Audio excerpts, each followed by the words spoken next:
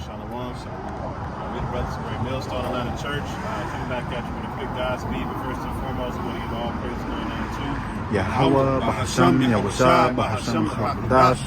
Also, double honor to our elder, the apostle, Great Millstone, to taught us his truth.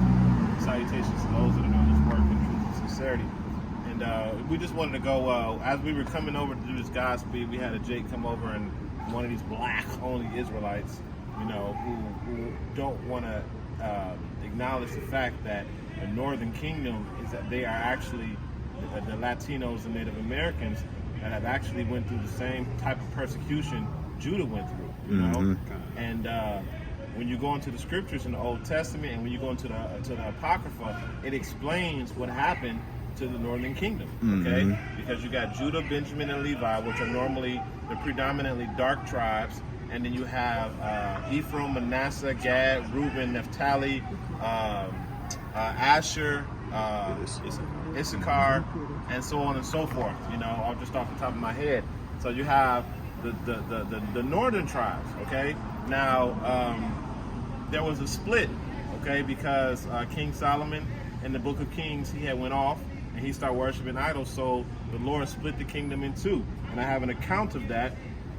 And I'm going to start at Kings 11 and 30, and it says, and Elijah caught the new garment that was on him and rent it in 12 pieces. And Jeroboam, and he said to Jeroboam, take the 10 pieces, for thus saith the Lord, the God, Yahweh of Israel, behold, I will rend the kingdom out of the hand of Solomon, and I will give 10 tribes unto thee. So we were once one big kingdom, but the Lord split the kingdom, and he took 10 tribes away from King Solomon. And he said, it says, but he shall have one tribe for my servant David's sake, for Jerusalem's sake, the city which I have chosen out of all the tribes of Israel. Because, why? Because thou hast forsaken me and have worshipped Ashtaroth, the goddess of the Zidonians, Chemosh, the god of the Moabites, and Malcolm, the god of the children of Ammon, and have not walked in my ways to do that which is right in my sight, and to do and to keep my statutes and my judgments as I did, as did David his father. Howbeit, verse 34, howbeit I will not take the whole kingdom out of his hand. I will make him prince all the day of his life for my servant David's sake, whom I chose, but kept my commandments and my statutes. Which, you know, as a little side note, shows you how special and precious King David was to the Lord, because he didn't say for your sake, he said for my servant. David was already gone. He was already in the grave. And the Lord said, for my servant David's sake, I won't do it right now in your lifetime. You know what I'm saying? So he didn't rend the kingdom, but it goes into show how the kingdom was split. Okay, now when you start going into the book of 2 Kings and the book of Chronicles, the northern kingdom had every wicked king over the northern, every king of the northern kingdom was wicked. Every single one. And they were taken into, the northern kingdom was, what were they taken to the Assyrian captivity? They were taken to the Assyrian captivity. And then from there, when you go into the book of Ezra, if you got that, you go ahead and bring it out. This is the book of 2nd Ezra, chapter 13 and verse 39.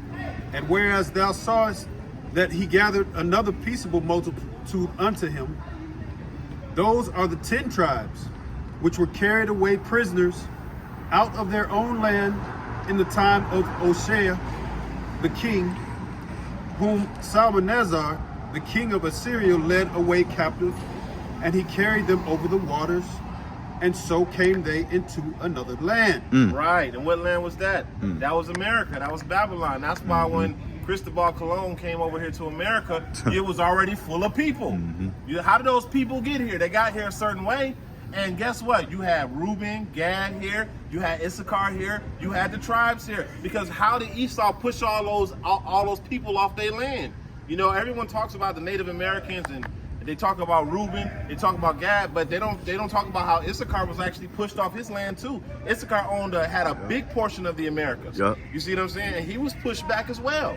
All the way up into Texas and, you know, South America, Central and South. North, Central and South America. The so-called Aztecs, so-called Mayans. Hey, so-called white men slaughtered, like destroyed the Northern Kingdom, man. I mean, like the brother brought out, Columbus said he couldn't put down his sword for 1 hour, man. That's a lot of bloodshed, man. I got a scripture. Go ahead, bring it up, bro. This is Jeremiah 50 and verse 33. Thus saith the Lord Yahweh of hosts, the children of Israel and the children of Judah were oppressed together, you know. So the same curses that are upon Judah, which is so-called Negroes, the so-called Haitians, the so-called West Indians. Those same curses are upon the Northern Kingdom, which are the so-called Hispanics, the Latinos, the Latin tribes. And real quick, if I can add to the brother's point, why did the Lord make a difference between Israel and Judah? Now, of course, when we really put it together, we all one house. We all the house of Israel. But the Lord made a distinguishment between the house of Israel and the house of Judah in this particular verse. He was saying we were oppressed together because the northern kingdom was already here. What did the Lord do? He brought the southern kingdom over here.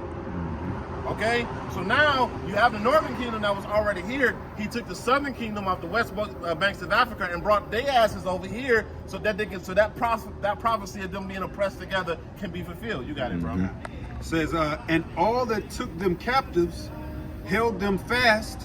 So Esau, Edom, wouldn't let us go, had his foot on our necks. It says they refused to let them go. You know, to this day, we're in a captivity. America, Babylon the Great, man. You know, so you know, it's Issachar and the northern tribes. Hey, they gotta get it together, man. Yeah, man. You know, they gotta wake up. I mean, or don't wake up. You know.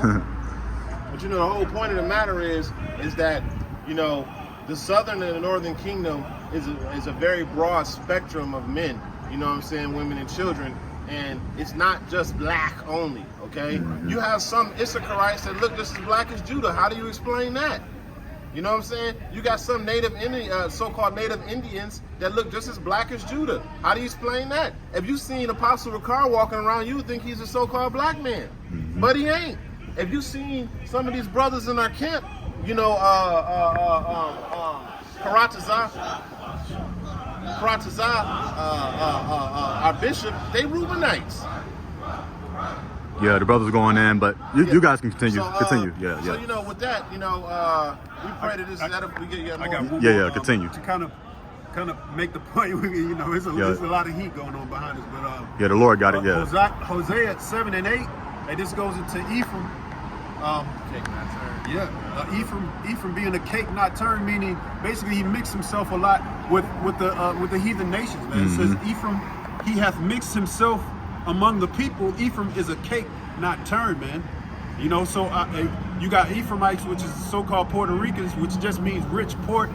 You can't be a rich port people. You know, you can't be from the place of rich port, man. You're Israelites, okay? And when those Edomites came into that area, the West Indian area, you know, amongst the so-called Taino Indians, and they mixed with and to this day, those Ephraimites, those so-called Puerto Ricans, they love the so-called white man. They love that blonde hair, that blue-eyed look, all of that, man. So, you know, to this day, a lot of Ephraimites may walk around looking like so-called white people.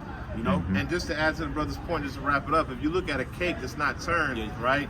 When you bake a cake, right, like a lemon cake or whatever, when you take it out the pot, the bottom of it is brown, but the top of it is light, right? Because that cake was not flipped to get caramelization on the other side. So the Lord is very descriptive. He's telling you that we all ain't. Why did he say my heritage is of a speckled bird? You know what I'm saying? Because we're all not the same complexion. The Lord likes variety, man. You know what I'm saying? He just don't want all black and blackety black Israelites, man. He got a broad spectrum, you know what I'm saying? And not just, and we like the Lord too. We like variety too. You know what I'm saying? So it's like, so no, it's not black only Israelites, man. We got our brothers and sisters in the northern tribe as well. So unless you got anything else. All right, we're going to close out by giving all praises going out to Yahweh, Ba'ashem, Yahushua, Ba'ashem, Chakadash. Double honors to our elders and the apostles of Great Mill Sons. And next time I can say shalom. Shalom.